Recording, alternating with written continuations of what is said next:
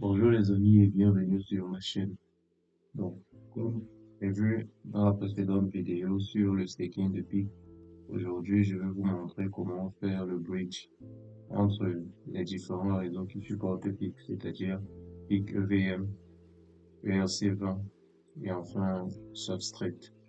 Donc, nous allons commencer par le bridge entre ESC20 et PIC EVM. Pour cela, il vous suffit juste d'aller sur le site officiel, c'est-à-dire pic.network et de cliquer de nouveau sur PIC Portal comme nous l'avons fait dans le précédent tuto. Une fois sur le portal PIC, nous allons cliquer sur Bridge qui est juste en dessous dans le panneau et loin en dessous dans le panneau de gauche. Donc, et à ce niveau-là, nous allons cliquer sur Bridge Now. Donc, la page va nous amener vers Target, qui est l'outil utilisé par PIC afin de faire la conversion entre les différents réseaux. Ici à droite, vous pouvez voir les différents réseaux que supporte Target et ceux dont je dispose sur ces différents réseaux. Nous pouvons voir par exemple que PIC qui est sur le réseau Ethereum, nous en avons pour 188 $. Nous avons également PIC qui est sur le réseau PIC EVM. Nous en avons ici pour 1,56 $. Donc la conversion principale que nous allons faire dans cette vidéo se concentre particulièrement sur ces deux réseaux.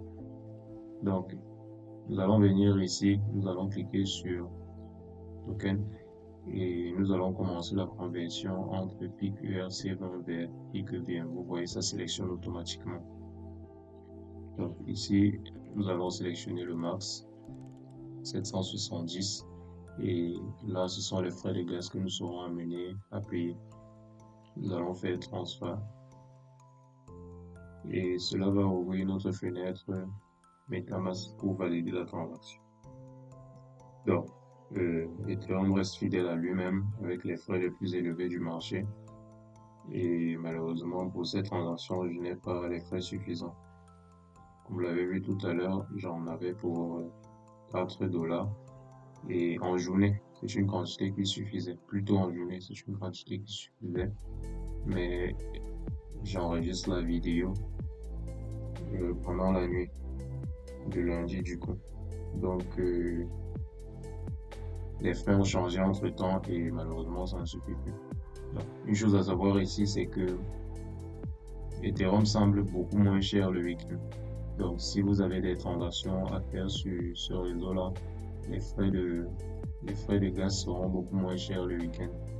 Pensez-y lorsque vous voulez faire une transaction sur Ethereum, vous pourrez le faire beaucoup moins cher le week-end. Donc, sans le rejeter. En tout cas, vous avez compris l'idée.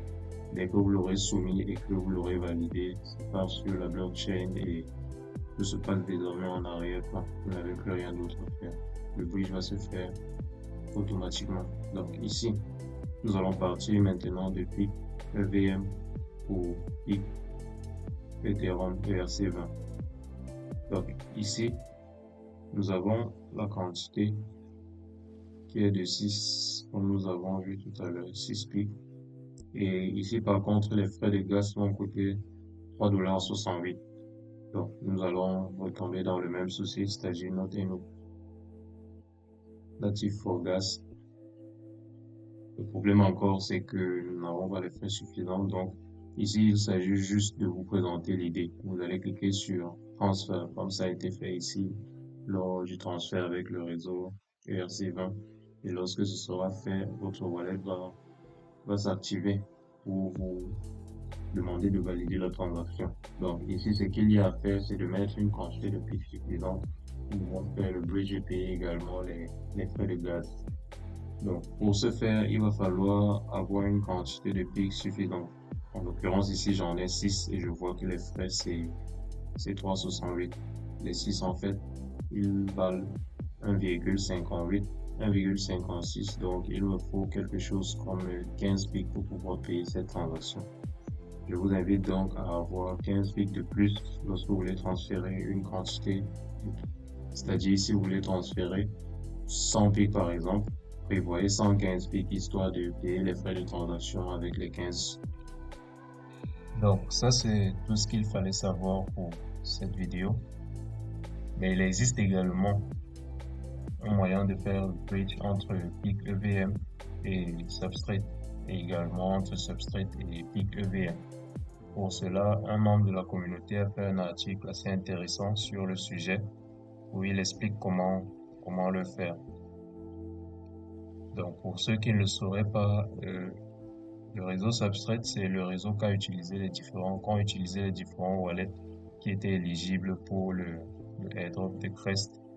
Donc, si c'est un sujet qui vous intéresse, n'hésitez pas à me le dire en commentaire et je ferai une vidéo sur comment aller à travers toutes ces étapes et les différents bénéfices ou avantages que ça offre par rapport aux autres réseaux que nous avons vus. Donc, en ce qui me concerne, portez-vous bien et à la prochaine. Ciao.